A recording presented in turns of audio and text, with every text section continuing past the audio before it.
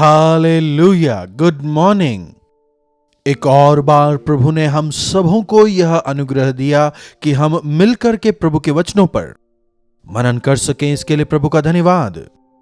आप कहां से हमसे जुड़ रहे हैं हमें टेक्स्ट या वॉइस मैसेज के द्वारा अवश्य बताएं। 9884907779 पर आप व्हाट्सएप या वॉइस मैसेज कर सकते हैं। आपसे जुड़कर हमें बेहद प्रसन्नता होगी और साथ ही साथ हम मिलकर प्रभु की महिमा करने पाएंगे। तो आइए आज के मनन को शुरू करते हैं। उससे पहले एक छोटी सी प्रार्थना। पवित्र पिता, एक बार फिर से आपके सानिध्य में, आपकी उपस्थिति में हम आते हैं। प्रभु, आपके सानिध्य में प्रार्थना के साथ, उपवास के साथ रहते हुए जीवनों में काफी दृढ़ होकर आगे बढ़ने का अनुग्रह हमें दें। प्रार्थना यीशु के नाम से मांगते हैं, आमीन। क्या आप उपवास करते हैं? जी हां, आप इसे पूछ रहा हूं, क्या आप उपवास रखते हैं? भले ही आप बताएं तो भी मुझे सुनाई नहीं देगा ना। लाइव चैट पर यस या नो टाइप करें। उपवास की प्रार्थना क्या आवश्यक है कहने वाले भी हैं। उसी स्थान पर 1 हफ्ते, 11 दिन, 21 दिन, 1 महीना, 40 दिन भी उपवास की प्रार्थनाओं का आयोजन करने वालों को आजकल हम देखते हैं।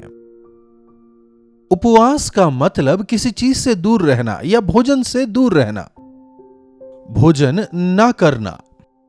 आजकल लोग उपवास करते हैं, चाय पीते हैं, कॉफी पीते हैं, ब्रेकफास्ट करते हैं। तो यह उपवास कैसे हुआ? उपवास कहते हैं प्रार्थना के खत्म होते ही घर जाकर भोजन करते हैं।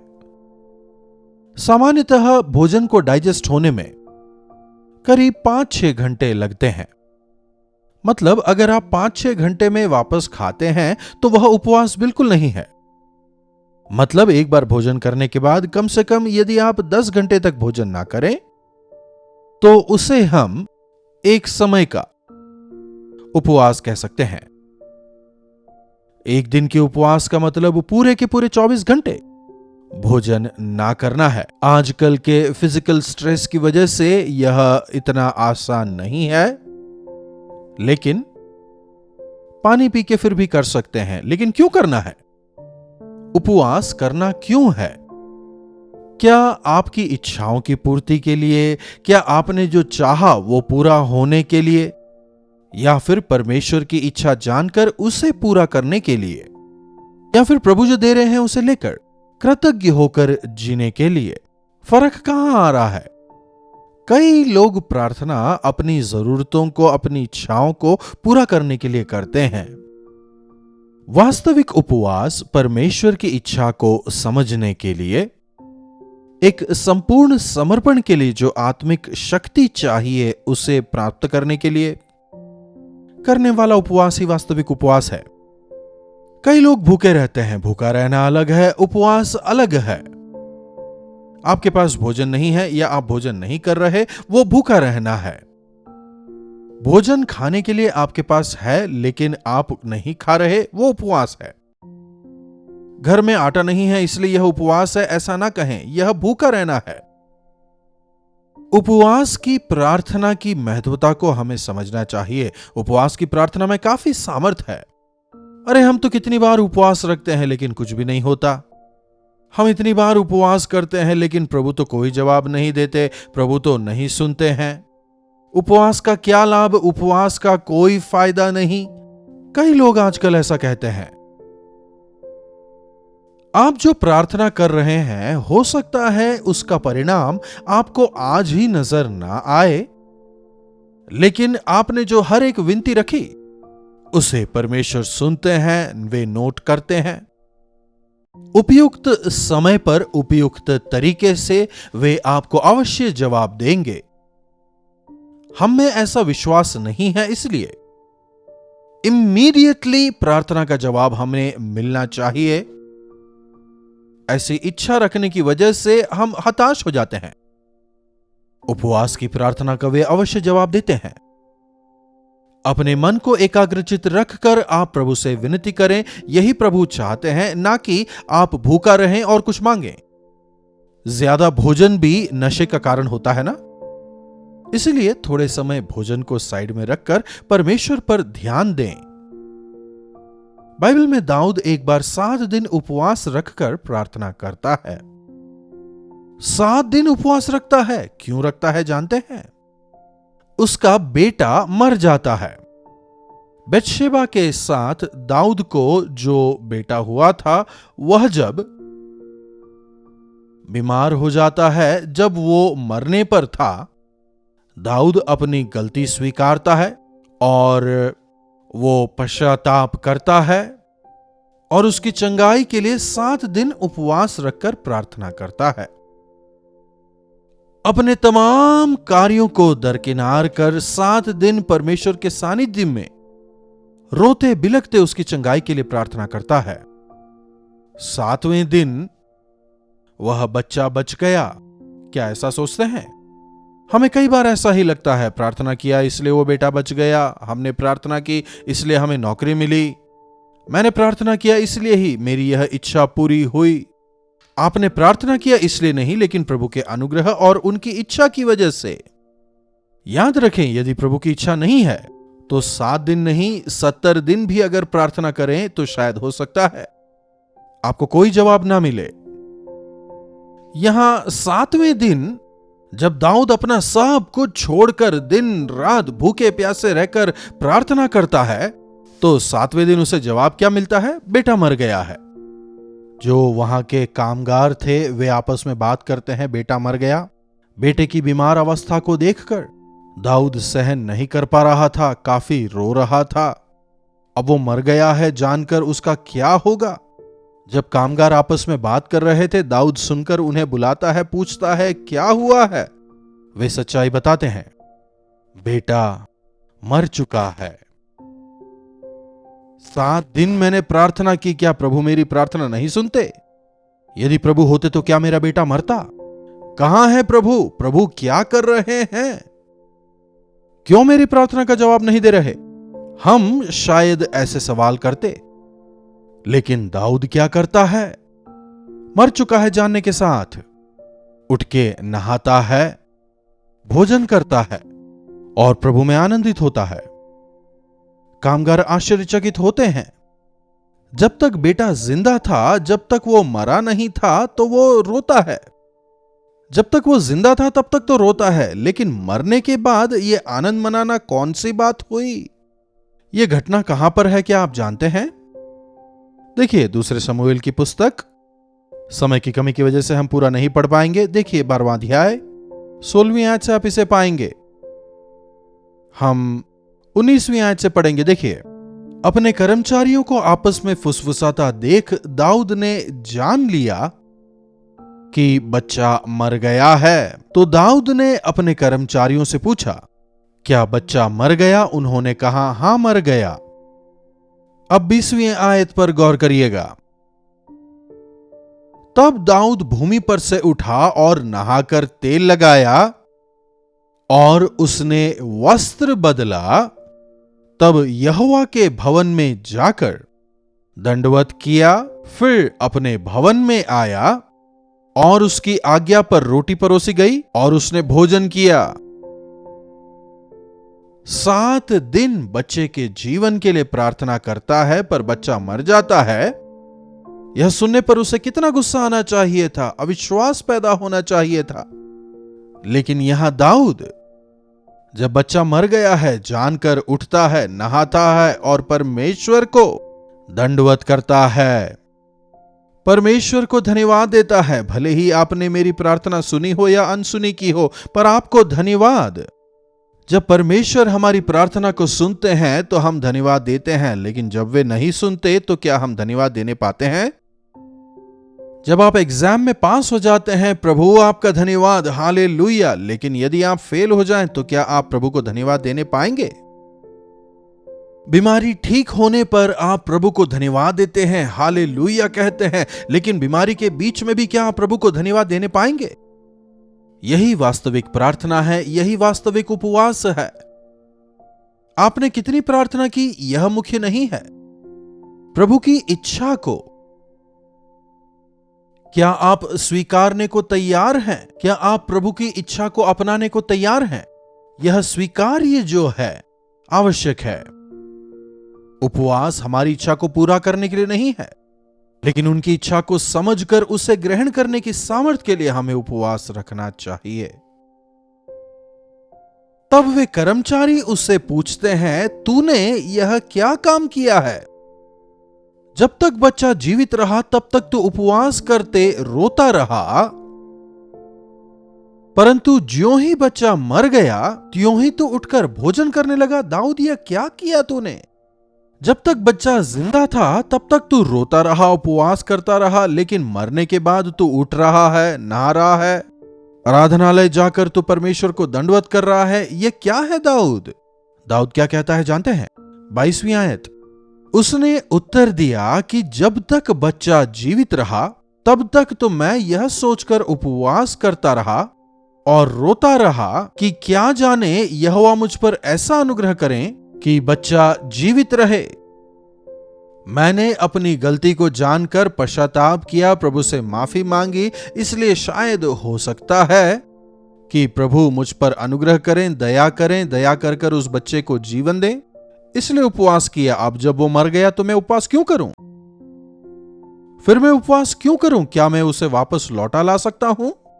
मैं तो उसके पास जाऊंगा, परंतु वो मेरे पास लौट ना आएगा।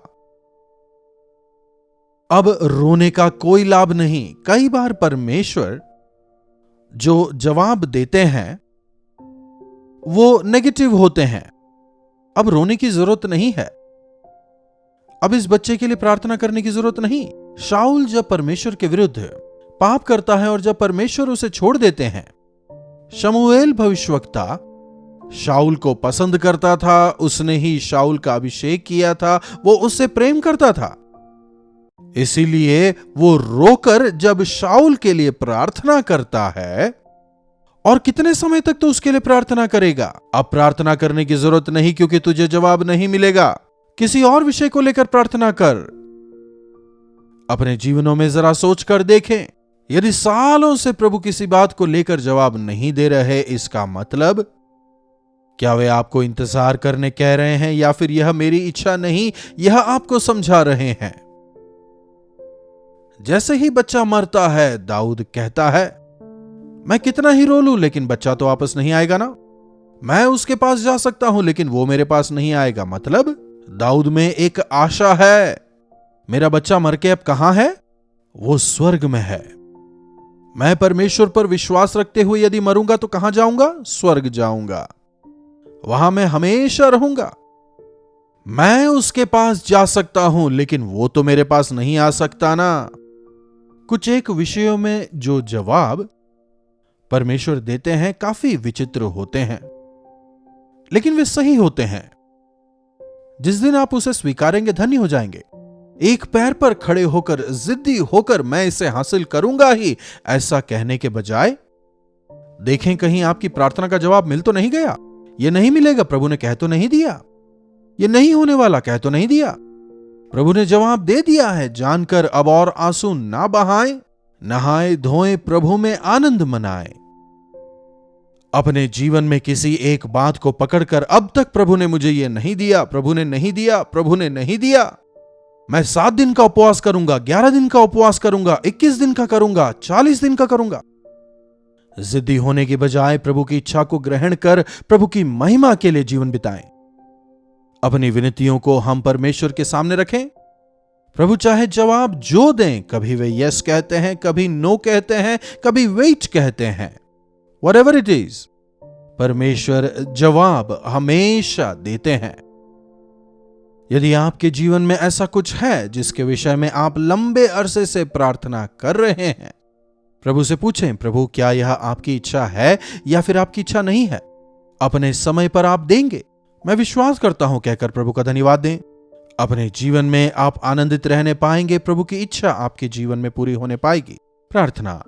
महापवित्र जीवित परमेश्वर, प्रभु इस कार्यक्रम में भाग लेने वाले प्रत्येक पर आपका विशेष अनुग्रह होने पाए। हाँ प्रभु, कई बार हम लंबे अरसे से प्रार्थना कर रहे होते हैं, लेकिन जब हमें उन प्रार्थनाओं का जवाब नहीं मिलता, कई बार हमारा विश्वास अविश्वास में तब्दील हो जाता है। प्रार्थना में आपके करीब आने के बजाय हम आपका तिरस्कार करने लगते हैं।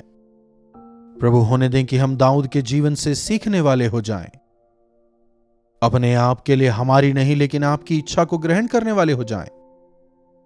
चाहे जो जवाब आप देते हैं, उस जवाब को स्वीकारने वाले हो जाएं।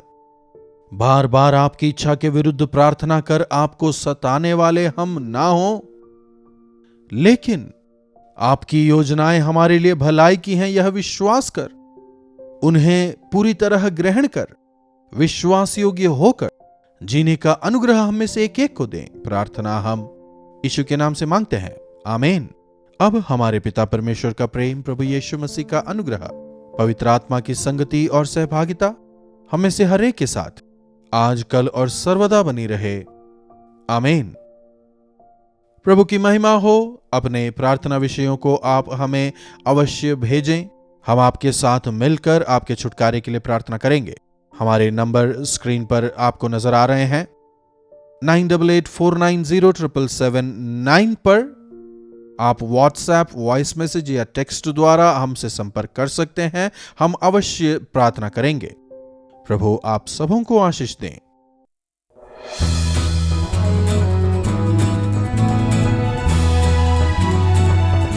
हालेलुया। मुंबई महानगर के हमारी सेवकाई के साथ जुड़े हुए हमारे श्रोताओं के लिए खुशखबरी। प्रभु की इच्छा हुई तो अक्टूबर 30 तारीख को गोरेगांव में और 31 अक्टूबर को धारावी में एक दिन के गेट टुगेदर का हम आयोजन कर रहे हैं। हर रोज दैनिक मनन और टीवी कार्यक्रमों के द्वारा हमसे जुड़ने वाले श्रोताओं के साथ हम सीधे मिलना चाहेंगे। व्यक्तिगत तौर पर आपके लिए प्रार्थना करने हम चेन्नई से मुंबई आ रहे हैं।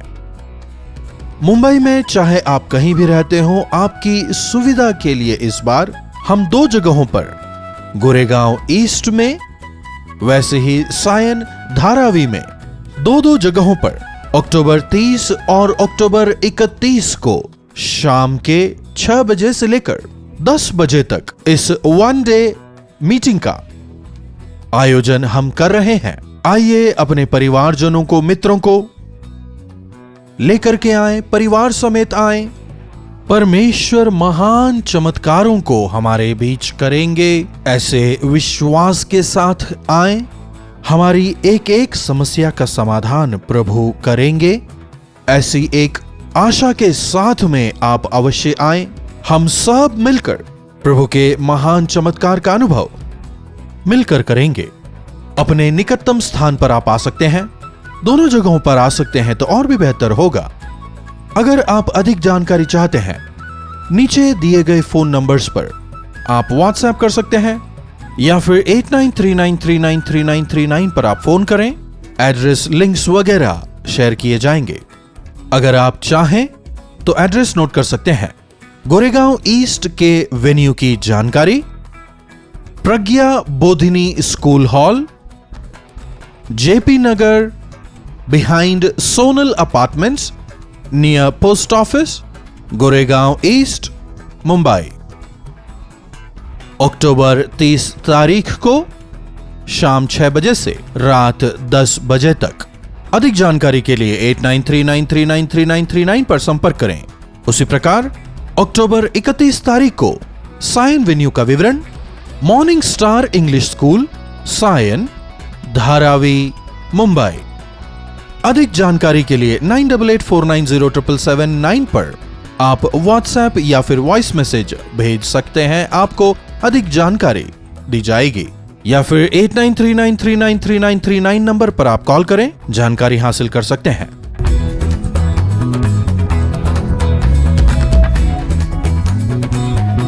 आइए परमेश्वर से चमत्कार की उम्मीद करें। इन अंत के दिनों में प्रभु के अनुग्रह को पाकर उनके आशीषों में आनंद मनाएं। जरूर आएंगे ना? कलवरी दर्शन, ये है प्रेम के दर्शन, यीशु प्रेम के दर्शन।